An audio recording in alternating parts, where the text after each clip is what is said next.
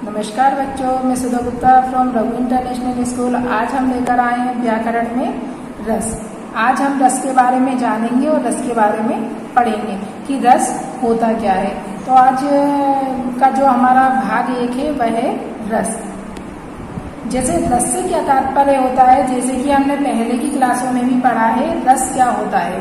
रस से तात्पर्य काव्य का आनंद प्राप्त करने से है। मतलब जब हम किसी कहानी को या किसी कविता को या किसी उपन्यास को या फिल्म को पढ़ते हैं या देखते हैं या सुनते हैं, तो वो जो देखने और सुनने से जो हमारे अंदर आनंद की अनुभूति होती है वह क्या कहलाता है, काव्य में रस कहलाता है। जैसे आपने देखा होगा कि आप कभी कोई अच्छी सी फिल्म देखी, आपने फिल्म देखी तो उसको देखने से जो आपको अंदर खुशी प्राप्त हुई, अरे यार आप अपनी तारीफ करते हैं ना, यार वाह यार कितनी अच्छी फिल्म थी, उसमें तो ये थी ये, तो आपको एक तरह से वो अपने अंदर एक रस की अनुभूति हुई। तो इसी जो हमारे अंदर इस तरह की अनुभूति होती है कहानी पढ़ने से, नाटक देखने से या उपन्यास को पढ़ने से, तो उसी को हम काव्य के अंदर रस कहलाता है। अब इसकी सीधी एक डेफिनेशन है, काव्य को पढ़ने सुनने से उत्पन्न होने वाली आनंद की अनुभूति को ही रस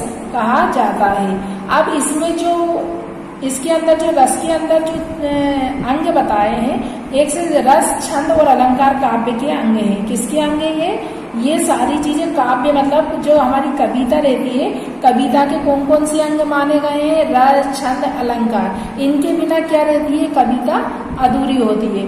तो ये आज हम रस के बारे में जानेंगे। अब आपको मालूम, इतना तो मालूम पड़ गया रस क्या होता है, रस किसे कहते हैं। अगर आपसे कोई भी क्वेश्चन कर ले या प्रश्न आपसे ये पूछ ले कि रस होता क्या है, तो आप बताओगे रस से तात्पर्य काव्य का आनंद प्राप्त करने से। जब हम किसी कहानी, कविता, नाटक, उपन्यास, फिल्म आदि को पढ़ते, सुनते या देखते हैं, तब हमारे अंदर जो आनंद की अनुभूति होती है, सुख दुख या आनंद की जो, मतलब हमें ऐसा नहीं है हम किसी फिल्म को देखते हैं या कोई ऐसी कहानी होती है तो हमारे अंदर दुख भी आता है कि हमें दुख भी होता है, हमें खुशी भी मिलती है, तो वही अनुभूति हमारे काव्य में रस कहलाती है, उसी को हम रस कहते हैं। ठीक है, तो अब यहाँ पर सेकंड जो आया वो है रस के अंग। हमारा जो सेकंड है वो है रस के अंग कितने होते हैं।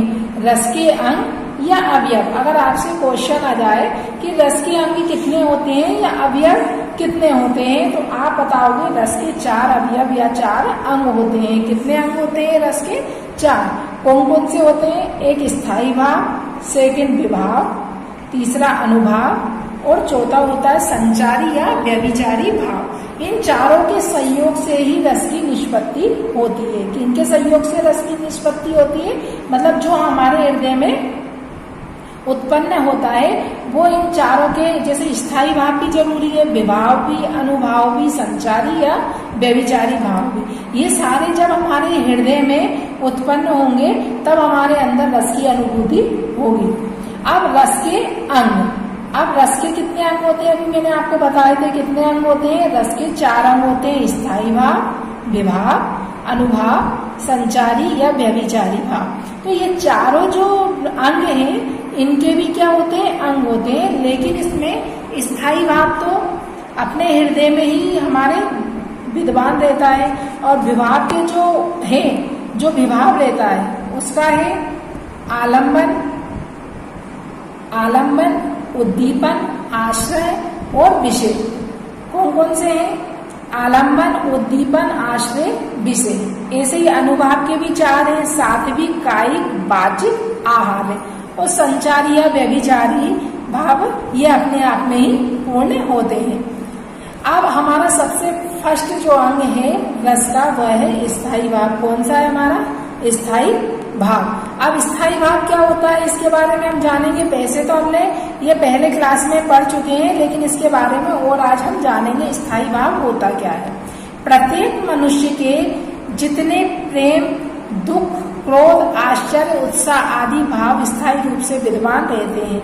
मतलब ये मनुष्य के अंदर ही रहते हैं, मतलब स्थायी रूप से ही रहते हैं। ये हमें ईश्वर के द्वारा प्राप्त है। ये स्थायी मतलब वो हमारे अंदर स्थायी रूप से रहते हैं। जैसे प्रेम, मनुष्य के अंदर रहता है, दुख मनुष्य के अंदर रहता है, क्रोध भी मनुष्य के अंदर, आश्चर्य, उत्साह आदि भाव स्थायी रूप से, अरे कहाँ से करूँ, स्थायी भाव प्रत्येक मनुष्य के जितने प्रेम, दुख, क्रोध, आश्चर्य, उत्साह आदि भाव स्थायी रूप से विद्यमान रहते हैं, उन्हें ही स्थायी भाव कहते हैं। जैसे ये सारी चीजें हमें स्थायी रूप से प्राप्त है, मतलब ये हमें ईश्वर के द्वारा ही प्राप्त है। स्थायी भाव हमारे हृदय में छिपे रहते हैं, मतलब स्थायी भाव हमारे अंदर रहते हैं, तथा ये अनुकूल वातावरण उपस्थिति पर स्वयं ही जागृत हो उठते हैं। जैसे आपने देखा होगा कि ये कब जागृत होते हैं, जैसे हमें किसी पे प्रेम आ गया, जैसे किसी बच्चे पे, माता पिता से, इनसे हम क्या करते हैं, प्रेम करते हैं। कभी कभी हमें दुख होता है, कभी हमें क्रोध भी आता है, कभी कभी हमारे अंदर इतनी तेज उत्साह आता है किसी काम को करने के लिए। तो ये सारे एक अनुकूल वातावरण, मतलब एक जब परिस्थितियां इस तरह से बनती है तो इस तरह से भाव हमारे अंदर उत्पन्न हो जाते हैं, लेकिन ये हमारे हृदय के अंदर ही स्थायी रूप से विद्यमान रहते हैं। अब स्थायी भाव के भी क्या रहते हैं, स्थायी भाव रहता है, ये रस कितने प्रकार के होते हैं हमारे, रस हमारे 11 प्रकार के होते हैं, और 11 रस जो रहते हैं उनके हमारे सबके एक एक स्थायी भाव बताए गए। जैसे श्रृंगार का स्थायी भाव बताया गया, रति, हास्य का हास, करुण का शोक, रौद्र का क्रोध, वीर का उत्साह, भयानक का भय, विभत्स का जुगुप्सा, अद्भुत का विस्मय, शांत का निर्वेद, वात्सल्य का वत्सलता, भक्ति मतलब ईश्वर विषय कार्य, मतलब भक्ति के बारे में तो आप सब लोग जानते हैं, प्रिया यानी स्नेह। अब आपको मैं बता देती हूँ कि जैसे क्वेश्चन में आपसे यह भी पूछ सकते हैं कभी भी, श्रृंगार रस का स्थायी भाव क्या होता है, या हास्य रस का स्थायी भाव क्या होता है, कर यह आपको याद करने पड़ेंगे। ये सारे रस के स्थायी भाव होते हैं जो हमारे हृदय में विद्यमान रहते हैं, इसलिए इनको याद हमें करना ही पड़ेगा। अब हमारा सबसे सेकेंड आता है, जैसे अभी हमने स्थायी भाव के बारे में जाना है, अब हम यहाँ पर पढ़ेंगे सेकेंड रस का जो सेकेंड अंग है, जो दूसरा अंग है वह है विभाव। अब विभाव क्या होता है, विभाव से अभिप्राय उन वस्तुओं एवं विषयों के वर्णन से जिनके प्रति सा हृदय के मन में किसी प्रकार का भाव या संवेदना जागृत होती है, अर्थात भाव के जो कारण होते हैं उन्हें विभाव कहते हैं, भाव के जो कारण होते हैं उन्हें विभाव कहते हैं। मतलब ये किसी के प्रति जब किसी को एक दूसरे को देखने से तब हमारे अंदर ये चीजें आती हैं, उसको हम क्या कहते हैं, विभाव। विभाव 2 प्रकार के होते हैं, एक तो होता है आलम्बन और दूसरा होता है उद्दीपन। अब आलम्बन विभाव क्या होता है, जिस व्यक्ति या वस्तु के कारण स्थायी भाव जाएगा। तो मान लो हमें किसी वस्तु को देखकर हमारे मन में कुछ उत्पन्न हो रहा है, या किसी व्यक्ति को देखकर हमारे मन में कुछ हो रहा है, तो वो हमारा कौन सा विभाव होगा, आलम्बन विभाव, हमारा स्थायी भाव जागृत होगा। जिस व्यक्ति या वस्तु के कारण स्थायी भाव जागृत होता है उसने आलम्बन विभाव कहते हैं। मतलब जो हमारे अंदर, अभी हमने स्थायी भाव के बारे में बताया था ना, अगर वो हमें किसी व्यक्ति वस्तु को देखकर अगर हमारे अंदर वह वाला स्थायी भाव जागृत हो तो वो आलम्बन विभाव कहलाता है। आचार्य विश्वनाथ के अनुसार काव्य या नाटक में वर्णित नायक नायिका आदि पात्रों को आलम्बन विभाव कहते हैं। जिसका आलम्बन या सहारा पाकर स्थायी भाव जगते हैं आलम्बन विभाव कहलाता है। जैसे नायक नायिका, आलम्बन के 2 प्रकार होते हैं। अब आलम्बन के कितने प्रकार हो गए, 2। एक होता आश्रय और दूसरा होता विषय। अब आश्रय क्या होता है, जिसके मन में भाव जगे वह आश्रय आलम्बन, आश्रय, और तथा जिसके प्रति या जिसके कारण मन में भाव जगे वह विषय आलम्बन। मतलब यहाँ पर ये हो जाता है, जिसके मन में भाव जगे, मान लो मैं हूँ, मेरे मन में भाव जगे तो मैं कौन हो जाऊंगी, आश्रय। वो जिसके प्रति, अगर आपके प्रति मेरे मन में कोई भाव जगता है तो आप क्या हो गए, उसका विषय हो गए। वो मैं कौन हो गई, उसमें आश्रय हो गई। मैं कौन हूँ, आश्रय, और आप क्या हो, विषय। क्योंकि आपको देखकर मेरे मन में भाव उत्पन्न हुए हैं, तो मैं हो गई आश्रय और आप हो गए विषय। जिस व्यक्ति के मन में रति, प्रेम, करुणा, शोक आदि विभिन्न भाव उत्पन्न होते हैं उसे आश्रय आलम्बन कहते हैं। जिस वस्तु या व्यक्ति के लिए आश्रय के मन में भाव उत्पन्न होते हैं उसे विषय कहते हैं। जैसे मैंने आपको बताया, आपके देखकर मेरे मन में भाव उत्पन्न हुए, आप मेरे लिए क्या हो गए, विषय हो गए, और मैं कौन हो गई, आश्रय हो गई, क्योंकि भाव मेरे मन में जगे हैं। किसको देखकर, आपको देखकर। ठीक है, अब उदाहरण है इसका, जैसे आपने एक बार देखा होगा जब सीता जी को राम जी ने पहली बार कहाँ पर देखा था, पुष्प वाटिका में। जब पुष्प वाटिका में सीता जी ने राम जी को पहली बार देखा था तो वहां पर देखते ही दोनों एक दूसरे को सुध भूल गए, और वहां पर एक जो राम का रूप निहारी जानकी कंकन के नक्की परिचाई जाति सुधी सब भूल गई। मतलब तो यहाँ पर ये बताया गया है, राम के मन में सीता के प्रति रति का भाव जागृत हुआ। रति मतलब प्रेम का भाव जागृत हुआ। तो राम यहाँ पर क्या हो गए, राम को ने सीता जी को देखकर, सीता जी यहाँ पर क्या हो गई, विषय हो गई, और राम यहाँ पर क्या हो गए, आश्रय हो गए।